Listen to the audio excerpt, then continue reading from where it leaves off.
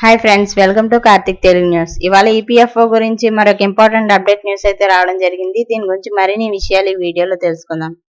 దయచేసి ఈ వీడియోని ఎక్కడ స్కిప్ చేయకుండా చివరి వరకు చూడండి ఫ్రెండ్స్. అలాగే మా ఛానల్ సబ్స్క్రైబ్ చేసుకొని మాకైతే ఒక సపోర్ట్ అయితే ఇవ్వండి.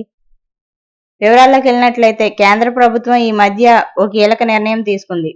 ఉద్యోగులు గ్యారంటీ పెన్షన్ కల్పించేలా యూనిఫైడ్ పెన్షన్ స్కీమ్ తీసుకొచ్చింది. ఈ స్కీమ్ ద్వారా కేంద్ర ప్రభుత్వ ఉద్యోగులకు గ్యారంటీ పెన్షన్ లభించనుంది. మీరు ప్రతి నెల మీ ఈపీఎఫ్ ఖాతాలో కొంత మొత్తాన్ని జమ చేస్తుంటే పదవీ విరమణ తర్వాత ఈపీఎఫ్ సభ్యులకు లభించే ఈపీఎస్ పెన్షన్ మొత్తం పెరిగే అవకాశం ఉంది. దీని గురించి పూర్తి వివరాలు ఇప్పుడు తెలుసుకుందాం. కేంద్ర ప్రభుత్వం గత సంవత్సరం కేంద్ర ప్రభుత్వ ఉద్యోగుల కోసం ఏకీకృత పెన్షన్ పథకాన్ని ప్రకటించింది. ఈ ప్రణాళిక ఏప్రిల్ 1, 2025 నుండి అమల్లోకి వస్తుంది. దీనివల్ల ఉద్యోగులకు అనేక ప్రయోజనాలు కలగనున్నాయి. యూపీఎస్ ప్రకటన తర్వాత ఎంప్లాయీస్ ప్రొవిడెంట్ ఫండ్ స్కీమ్ కింద ఉన్న ప్రైవేట్ రంగ ఉద్యోగులు కూడా ఎంప్లాయీస్ పెన్షన్ స్కీమ్ కింద నెలవారీ పెన్షన్ పెంచాలని డిమాండ్ చేయడం ప్రారంభించారు. ఇక దీనికి ముందు డిమాండ్ ఉన్నప్పటికీ ఇప్పుడు ఈ డిమాండ్ మరింత తీవ్రంగా మారింది. ప్రస్తుతం ఈపీఎస్ లబ్ధిదారులు కనీస నెలవారీ పెన్షన్ 1000 రూపాయలు పొందుతున్నారు. ఇది చాలా తక్కువ అని, ఈ మొత్తంతో జీవించడం చాలా కష్టమని, ఈ కనీస నెలవారీ పెన్షన్ను 9000 రూపాయలకు పెంచాలని ప్రైవేట్ రంగ ఉద్యోగులు, పెన్షనర్లు ప్రభుత్వాన్ని కోరుతున్నారు.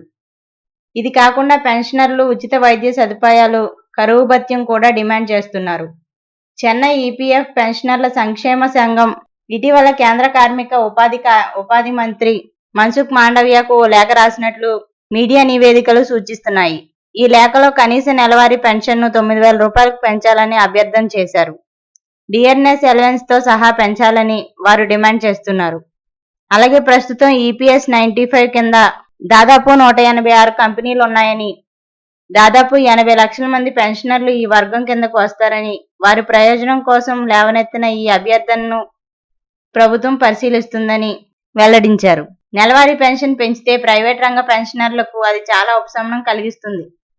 పెన్షన్ పెంపును కుటుంబ పెన్షనర్లకు కూడా వర్తింపజేయనున్నారు. కనీస పెన్షన్ను 9000 రూపాయలకు పెంచడానికి ఆమోదం లభిస్తే ఇది పెన్షనర్లకు భారీ ఉపశమనం కలిగిస్తుంది.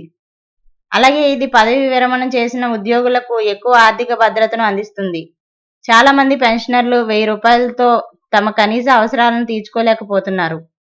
ఈపీఎఫ్ఓపై అనవసరమైన భారం కాకుండా పెన్షన్ పెంపునకు ఆర్థిక సహాయం చేసే మార్గాన్ని ప్రభుత్వం పరిశీలిస్తోంది. సో ఫ్రెండ్స్, ఇది update news. Thank you friends. Thanks for watching.